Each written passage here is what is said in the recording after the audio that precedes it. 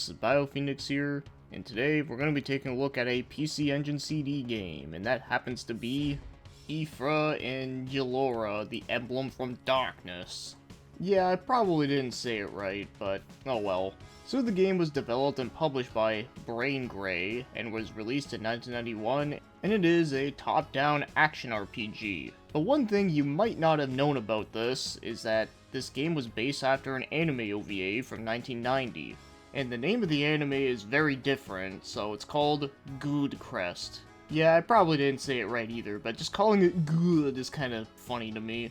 But yeah, it's kind of interesting that this game was based after one, because I've known about this game for a couple of years. In fact, I even mentioned it in one of my episodes of games I wish got fan translated, and I never knew it had one until recently. So because it was a one-episode OVA of 45 minutes long, I decided to check it out while wanting to cover the game, and well, I'll just cover it here and say that it is a very average fantasy anime that I don't think is going to be very memorable in the long run, but that's not to say that I thought it was awful, because the one nice thing that I will say about it is that I really do love the animation and the art style in it. For that, I think it is definitely the best part, and it's actually really good. Also, the music towards the end was really nice too. And another interesting thing I can mention about it is that the way how the two main characters were portrayed as definitely reminded me of Dirty Pair, where you got the one who's kind of like a tomboy who's not afraid to get all dirty and rough and tough, and then you got the more elegant one that prefers to do things without getting her hands dirty. So you might be thinking that this is pretty much a medieval version of Dirty Pair, and you'd be right, but unfortunately, I didn't think it was nearly as good or as funny.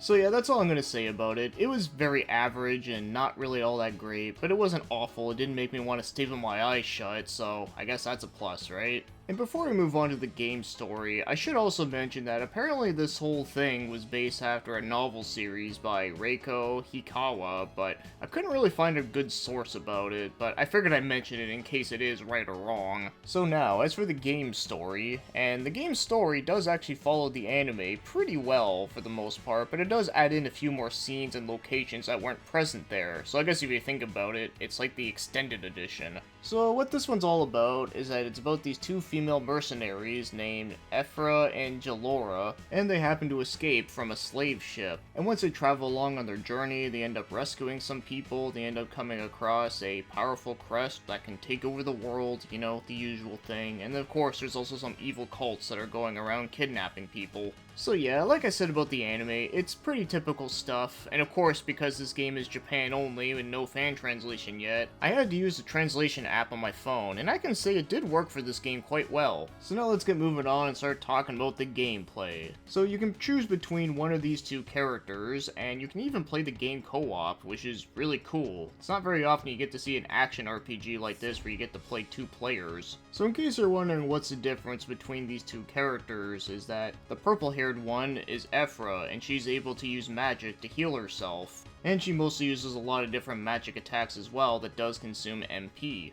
Where Jiliora, on the other hand, the red-haired one, she's mostly melee focused and she doesn't use any magic at all, but the one special ability she does have is using a dash attack, which is a lot stronger than most other melee attacks in the game. But the one downside to this is that using that ability uses up 1 HP. Now you're probably thinking, well, 1 HP, that's not a lot. And well, you're right, it isn't a lot, but it's still really damn weird why it would take away health. Like, is it really that detrimental to her health? So because of this, I found myself playing as Efera a lot more, for that she uses a lot more different attacks, and I do find her to be a lot easier to use. The one thing that you should be aware of though, is that when you level up in the game, you do gain your health back, which is good, but unfortunately, your MP doesn't go back when you level up, which is weird, because normally in RPGs, the MP usually goes back up too.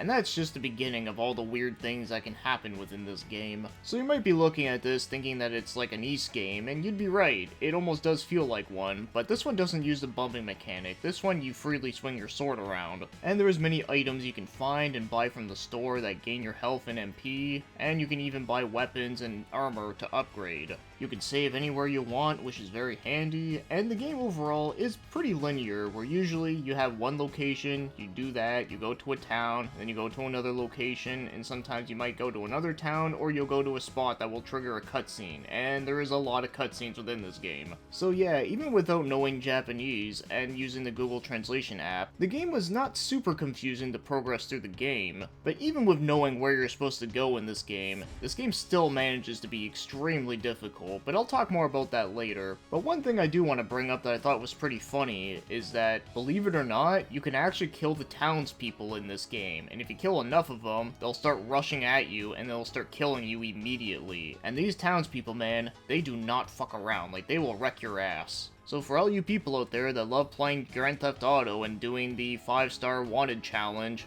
I dare you to see you do it in this game, just to see how long you last. So now, let's get moving on to the game's controls. And I'd say they're pretty alright, nothing major. The button layout is very easy, I don't think I really need to go over it since it's literally just 2 buttons. And the movement is fine, I don't think it feels too slow, and the attacking also feels fine, it doesn't feel delayed or laggy or anything like that at all. But the one thing I have to mention about the attacking though, is that the range on your sword is not very good. Even when you do get newer weapons, it seems like your range doesn't improve at all, it only improves the damage, and it's just so weird that there's so many PC Engine games where you just get a bunch of toothpick knives for your weapons. But outside of the range not being all that great, I can say that the hit detection is not terrible. But one helpful thing I can say is that if you hold down the attack button and you move on different directions, you can actually spin around in a circle, and you can even aim in diagonal too, which is perfect for hitting enemies around corners, because the way how the enemies get tracked to you is that they always seem to like follow you no matter what, even when they're around a wall that's blocking them.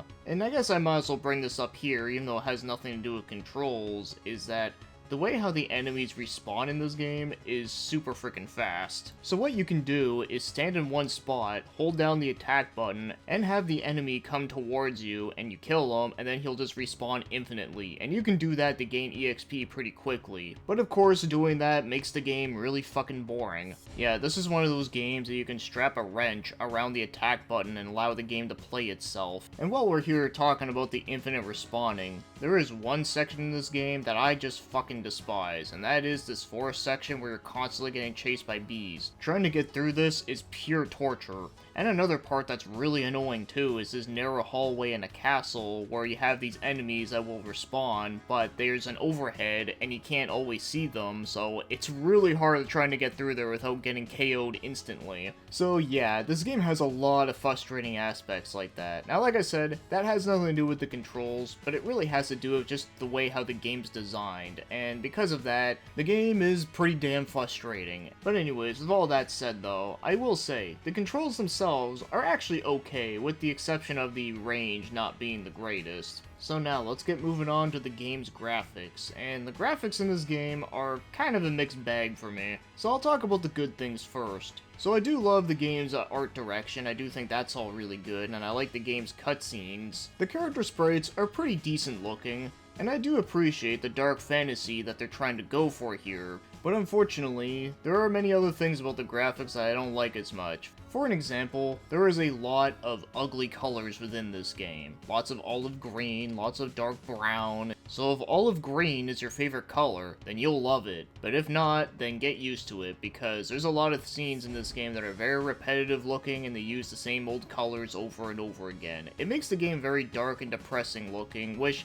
like I said, I do appreciate them trying to make a dark and depressing fantasy looking game, but I wish they could have used some nicer colors, because there are nice dark colors that you could have used for this, but they always just seem to go for the olive green. Even in the menus are olive green too, and it just looks really bad. But by far the worst part about the graphics is that you see these little tiny flowers in the background. Yeah, you think nothing much about them, but believe it or not, this dark one over here, that's a poison flower, and if you step on it, it actually drains your health. So the first time I ever played this game, I remember stepping on those flowers and noticing that my health was going down, and I was like, what the fuck, why am I dying? So yeah, it's those damn flowers that blend in perfectly with the background. Like, what a troll design. So yes, if you go into this game blind, you're gonna get screwed up by that. But now that you know that those flowers are deadly, you'd be thinking, well, now you don't gotta worry about it, right? Well, unfortunately, even in some of the later parts of this game, they will still try to troll you, because there's even parts where the lights will go out for a couple seconds, and they have to throw in those poison flowers all over the place.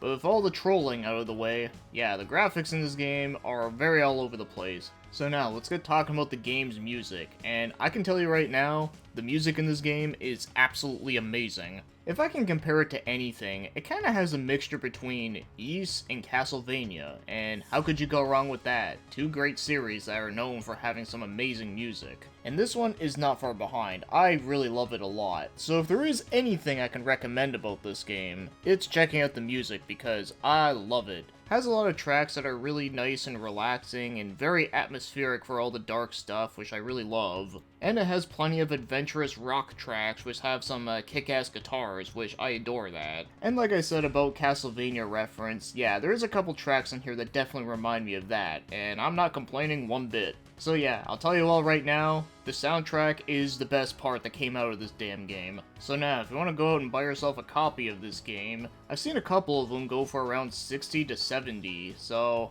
I know that's quite a bit for a used game, but for a used PC Engine CD game in the year 2024 that's very obscure, that's actually not that much. I was expecting this to be way over 100. So now, as for my overall thoughts on Efera and Jiliora, the Emblem from Darkness, is that, well, yeah, as you can expect, I found this game to be kinda crappy. But it really pains me to say that because I really wanted this game to be good. Because the very first time I played this game a couple years ago, when I mentioned it in my Games I Wish Got Fan Translated, it seemed like it had a lot of potential. Now yes, I did comment on the graphics being a little bit too olive green for me, and the deadly flowers blending in the background were kinda stupid, but outside of that, I was thinking that the game was gonna get better. But unfortunately, it got worse, and a lot more frustrating. Now, I'm not going to repeat everything here, since I've mentioned quite a bit of things, but I'd say easily the worst part for me is the infinite respawning loop being way too quick, especially during that bees section. Like, that is just awful.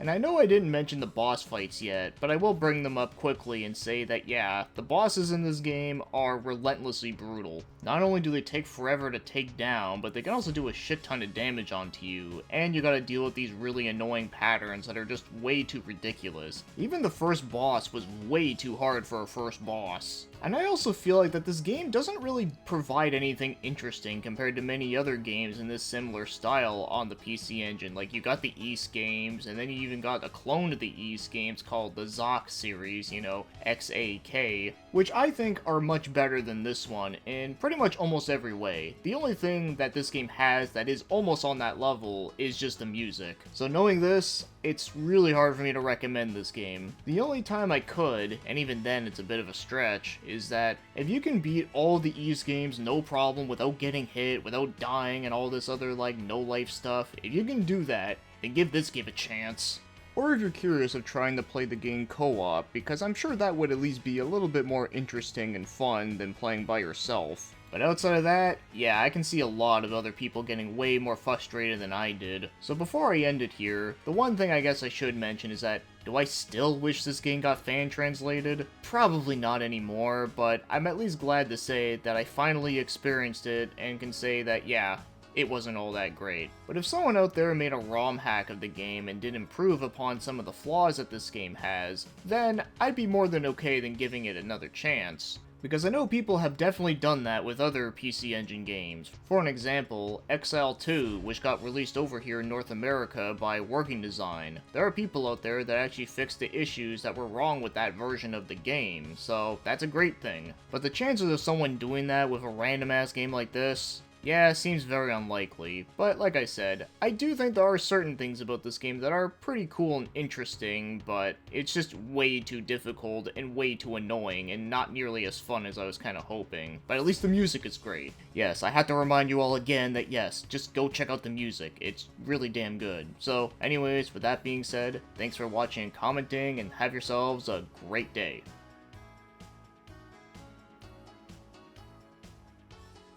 Oh, no, not the bees!